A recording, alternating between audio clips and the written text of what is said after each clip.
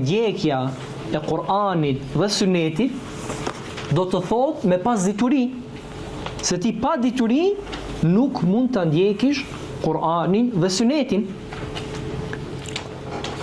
Dhe shehu ka përmend për argumenteve që tregojnë për vlerën e diturisë. Dhe padyshim se argumentet janë të shumta. Dhe mjafton që Imam el-Bukhari rahimahullah në Sahihun e tij, që është libri më i saktë mas Kur'anit, ka veçu një kaptin ku flet vetëm për diturinë. Kitab el-Ilm. Ka veçu një kaptin ku flet për çështjen e diturisë. Dhe prej këtyre kaptinave është kapitulli dija vjen para fjalës dhe veprës.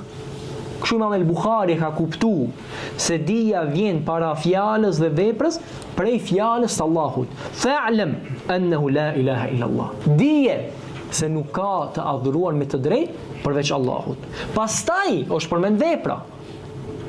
Wastaghfir li dhanbik, dhe kërko falje për gjunahet tuaja. Do të thonë kjo vepër me kërku falje për gjunahet është përmend mas çështjes së diturisë. Që të regon se muslimani fillimisht duhet me pas dituri e pastaj mundet me vepru. E me vepru pa dituri është përngjasim me krishterët, që kam punu ama s'kam pas dituri.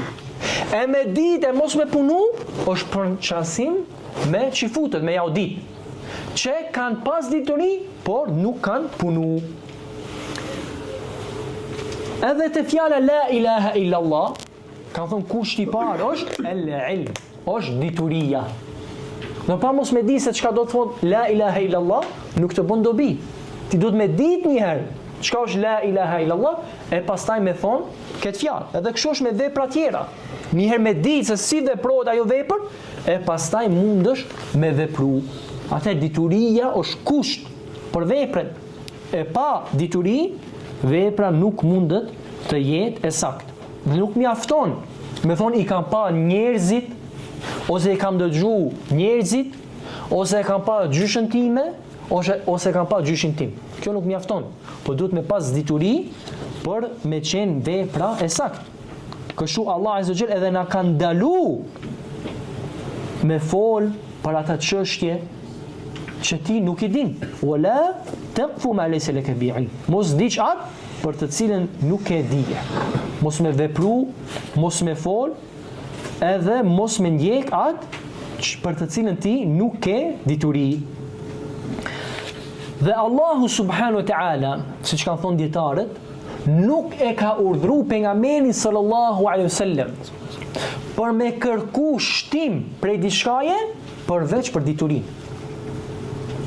Nuk e ka urdhëruar që të kërkon që Allahu Azza wa Jall t'ia shton diçka prej dynjas, ose prej fëmijëve, ose prej pasurisë, e kështu me radhë, por vetëm dituri.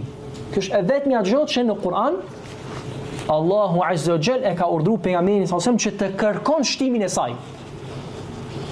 Ku ka thonë: "Wa qul rabbi zidni ilma", dhe thuaj: "O Zoti im, shto ma dituri".